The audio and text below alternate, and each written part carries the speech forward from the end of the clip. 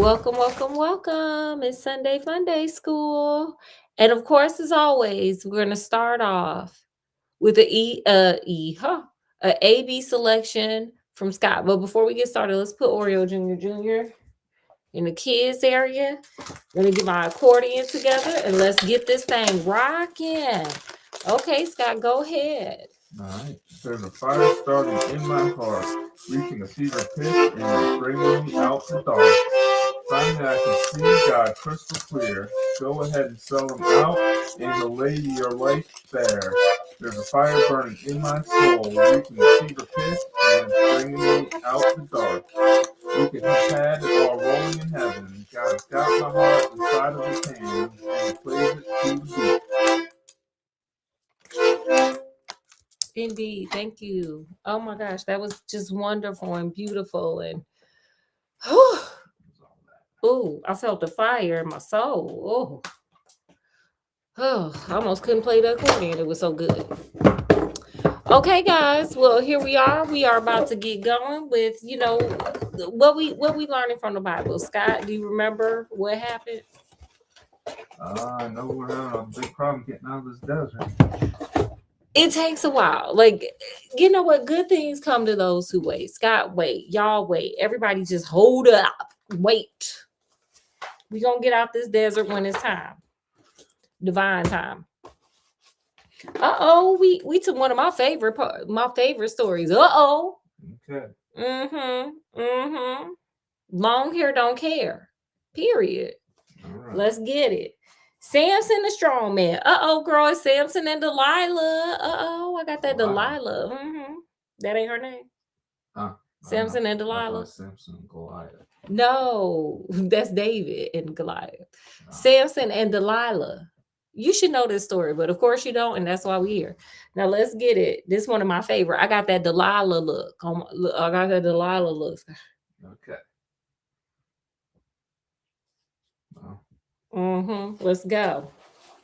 Samson fell in love with a woman named Delilah. The 5 Philistine kings went to her and said, trick Samson into telling you why he is strong and how we can overpower him. Who in the hell just date somebody and ask them that? Like, hey, why you so strong? You taking steroids or no? Scott, why you so strong? Go to the gym. Period. And how we can overpower him, tie him up and make him helpless. Okay, girl, sound a little dominatrix like. Each one of us will give you 1,100 pieces of silver. I wonder what that translates into today. I'm sure it was a lot. So Delilah said to Samson, please tell me what makes you so strong. If someone wants to tie you up and make you helpless, how could he do it? That's a question to ask somebody on a first date. Samson answered, if they tie me up with 7 new bowstrings that are not dried out, I'll be as weak as anybody else.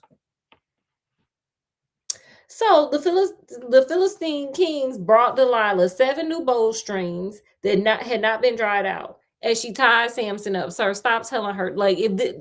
Stop telling her your secrets. Get her out your business. Because if she's doing the thing that you told her to do, that means she's trying to set you up. But Samson, let's see what he do. She had some men waiting in the other room. This is a setup. She's trying to rob him. So she shouted, Samson, the Philistines are coming. But he had snapped the bowstrings just as thread breaks when fire touches it.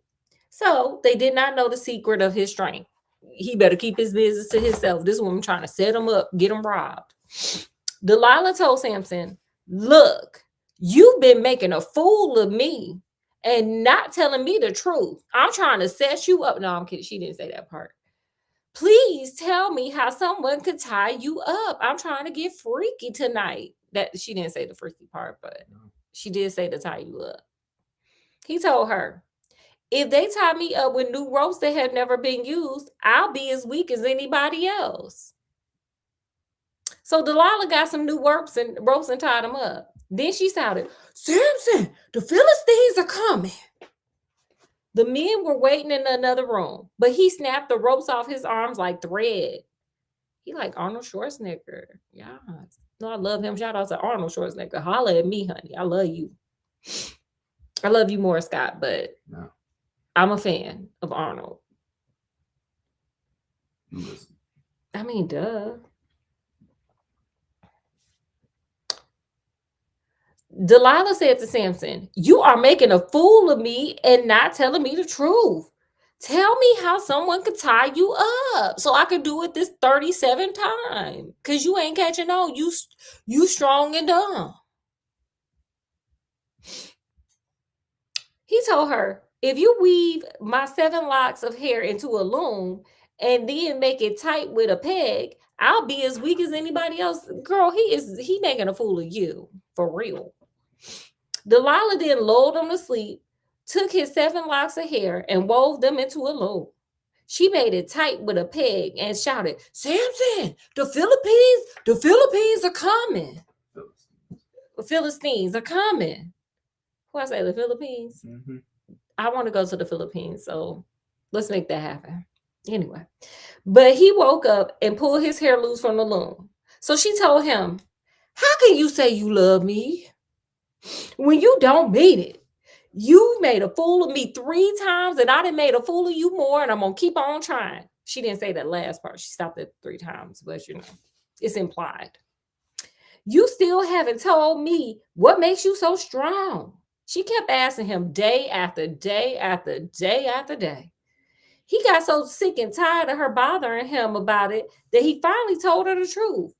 My hair has never been cut, he said. I have been dedicated to God as a Nazarite from the time I was born. If my hair were cut, I would lose my strength and be as weak as anybody else. How you know? If you ain't never had your hair cut, sir. How you know? Who told you that? Your mama? When Delilah realized he had told her the truth, she sent a messenger to the Philistine kings and said, come back one more time. I want that money. He has told me the truth.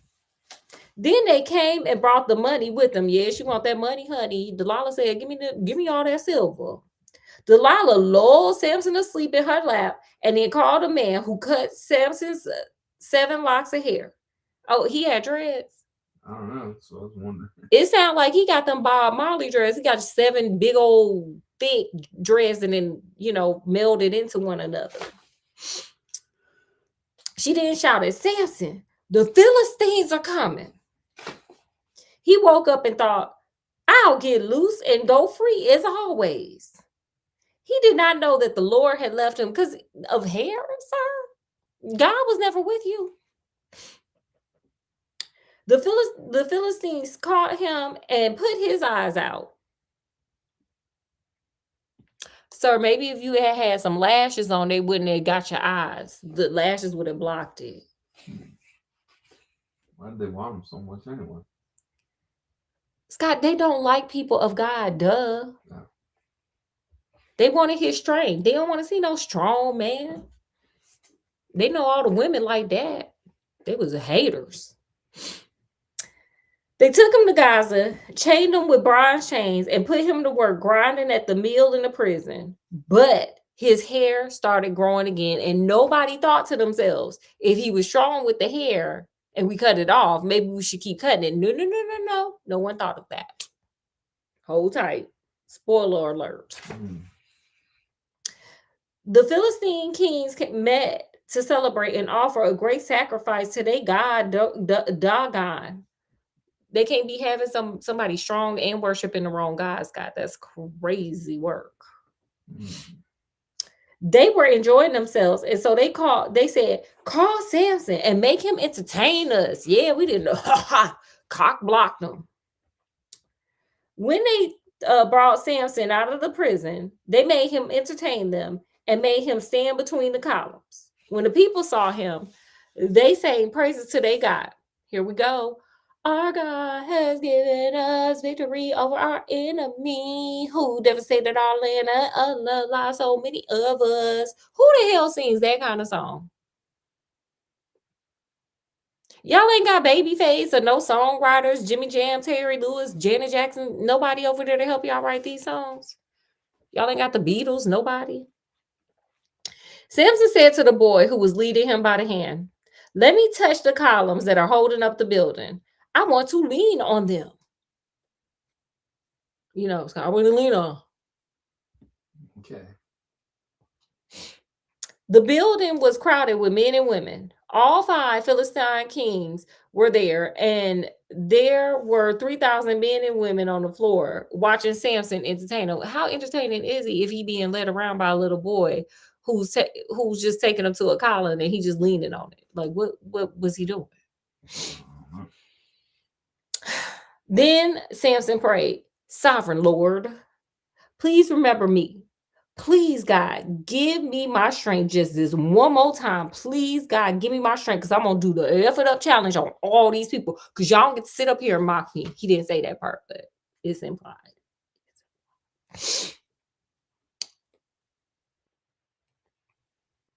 So that with this one blow, I can get even with the Philistines for putting out my 2 eyes. I had 2 good eyes. They took that away from me. So Samson took hold of the 2 middle columns holding up the building. Put one hand on each column. Just pretend like my other hand is here. I need the other one to hold this book open. He pushed against them and shouted, "Let me unalive with the Philistines!" He pushed with all his might, and the building fell down on the 5 kings and everyone else. Samson unalived more people at his unaliving than he had unalived during his life. Is that a badge of honor? Well, God likes unalive. Okay, period. He made Samson into Rambo. Period. The great prophet. Okay, hey, we got a prophet here. The birth of Samuel. Ooh, hey Samuel, how you doing? How you doing, Samuel? One time, after they finished their meal in the house of the Lord at Shiloh, Hannah got up. She was deeply distressed and cried bitterly as she prayed to the Lord. Oh, and before we get there, let me show y'all Samson. Samson grew that hair back, honey. Look, he like, yeah, come get at me, get at me, get at me, y'all, get at me, holla at me. Oh, did you see?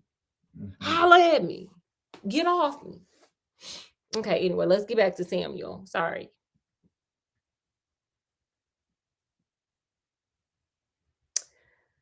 Meanwhile, Eli, the prophet or the priest, was sitting in his place by the door.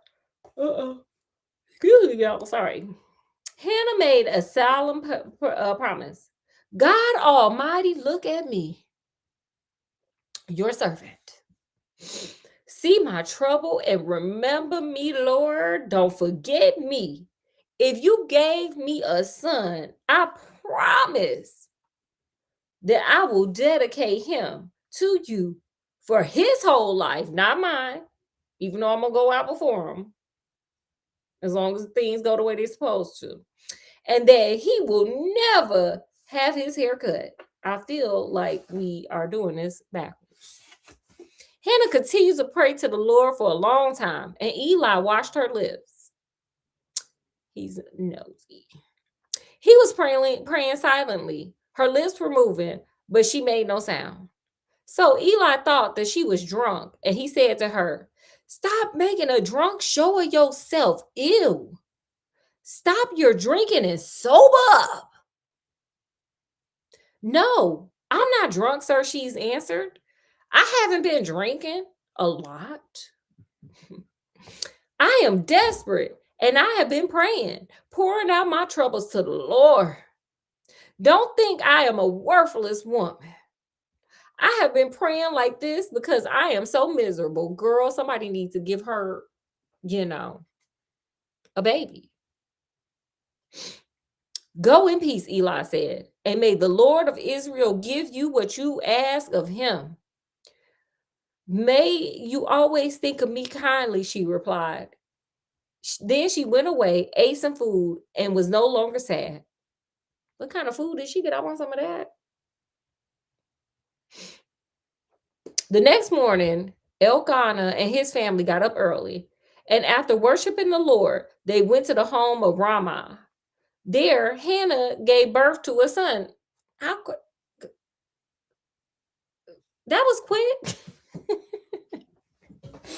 I'm suspecting that, maybe Eli and her had hooked up that night. I don't know. Anyway, because where the baby come from? Who gave her the baby? Where the child come from? And how was it born this quick? What is this? Anyway, she named him Samuel and explained, I asked the Lord for him, and then I let Eli. I'm kidding. It doesn't say that. I'm just assuming. So she took him back to the temple in Shiloh, where he served the Lord under the priest Eli, his daddy, his alleged father. Each year, his mother would make a little robe and take it to him when she accompanied her husband to offer the yearly sacrifice. Why Samuel couldn't stay with them? Is that Eli baby? Y'all tell me what you think in the comment section. Anyway, then Eli would bless Econ and his wife and say to Econ, may the Lord give you other children by this woman to take the place of the one you dedicated to him, because that's my child and not Charles. Okay, period. He didn't say that, but after that, they would go back home. The Lord did bless Hannah, and she had 3 more sons and 2 more daughters. The boy Samuel grew up in the service of the Lord. We're going to end it right there because Samuel going to go on to do great things.